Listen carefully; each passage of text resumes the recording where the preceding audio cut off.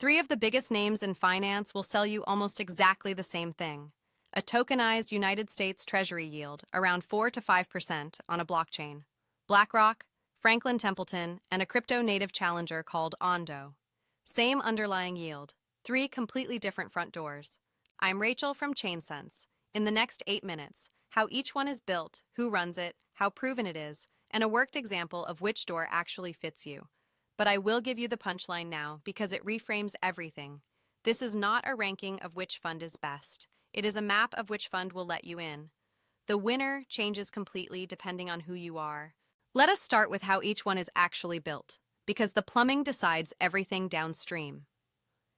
BUIDL, from BlackRock, is a private fund, issued through a tokenization specialist, with a major traditional bank holding the assets in custody. Legally, it is sold under a private placement rule, the kind written for big, qualified investors.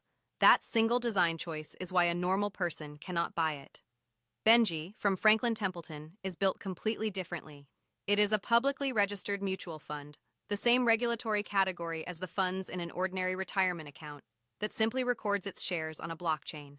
Registered, retail, familiar. And Ondo is the crypto-native one. It actually runs two products. One, USYC, is institutional and is itself backed partly by BUIDL, a token wrapping a token.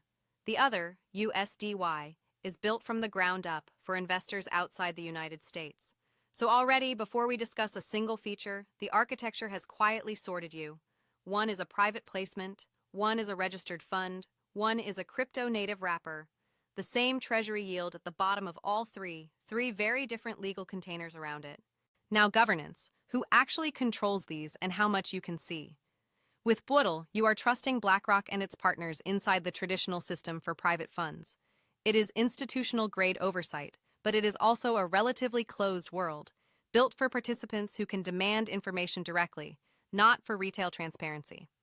BENJI sits inside full public fund regulation, regular disclosures, the protections that come with a registered retail product, an established manager answerable to a well-known regulator. If you want the comfort of the traditional rulebook, this is the most familiar governance of the three. Ondo is the crypto-native model, more on-chain transparency in some respects. You can watch things settle. But a younger structure, and with USDY, you are leaning on its specific design for non-United States investors rather than a decades-old fund framework. None of these is ungoverned. They simply answer to different masters. BUIDL answers to private fund rules and institutional clients. BENJI answers to retail fund regulation. Ondo answers to its own crypto-native design and the jurisdictions it chooses to serve. Knowing who the issuer answers to tells you who it was really built for. Maturity next, how proven each one is because age and scale are their own kind of safety. Here is a twist most people get backwards.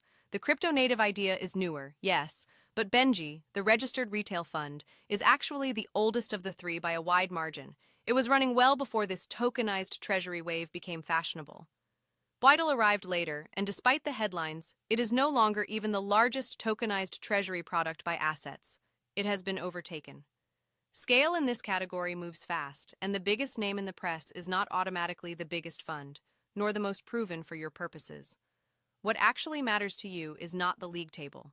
It is whether the specific product you can access has a track record you are comfortable with, custody you trust, and enough size to be liquid when you want to exit. A giant fund you are not allowed to touch is worth precisely nothing to you. So treat maturity as a per-door question, not a trophy. The right question is never which is biggest. It is the one open to me solid enough? Right. Let us make this concrete because the decision is genuinely simple once you stop asking the wrong question. Forget which is best. Ask which am I allowed to hold, and the answer almost falls out by itself. So, pick BUIDL.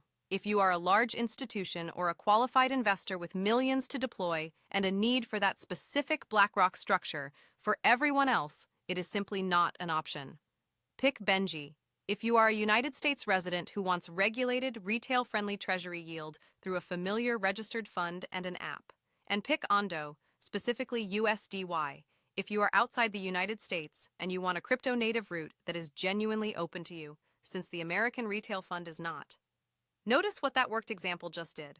I did not rank them by returns, or fees, or brand. I sorted them by who you are and where you live, and each profile pointed cleanly at one door. That is not a shortcut. In this category, eligibility is the decision. The yield is the same. The only real variable is you. Now the warning, because this is exactly where people go wrong. The instinct is to chase the biggest, most famous fund, to assume size equals safety equals the best choice. In this category, that instinct misleads you twice over. First, the single largest tokenized treasury product by assets right now is not BUIDL and not BENJI.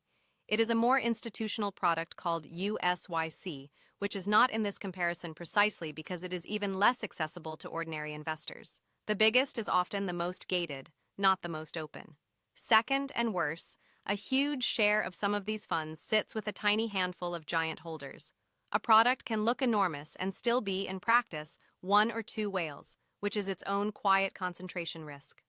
So do not shop for tokenized treasuries the way you would shop for a phone, reaching for the best reviewed flagship. The flagship may be sealed shut to you, and biggest can hide a very narrow ownership. Shop for the door that opens, and look behind the headline number before you trust it. So, the whole comparison in one line: stop hunting for the best tokenized treasury and start identifying the one you are actually permitted to hold. For most people watching outside the United States, that is the crypto-native door, not the famous institutional one, and that is not a downgrade. It is simply reality. If you want the full side-by-side architecture, governance, custody, and access laid out in a proper matrix, I have put the complete breakdown in the written comparison linked below. This is education, not financial advice. Your eligibility and your situation are yours to weigh. The best tokenized treasury isn't a fund. It's the one you're allowed to hold. Subscribe to Chain Sense. I'm Rachel. See you in the next one.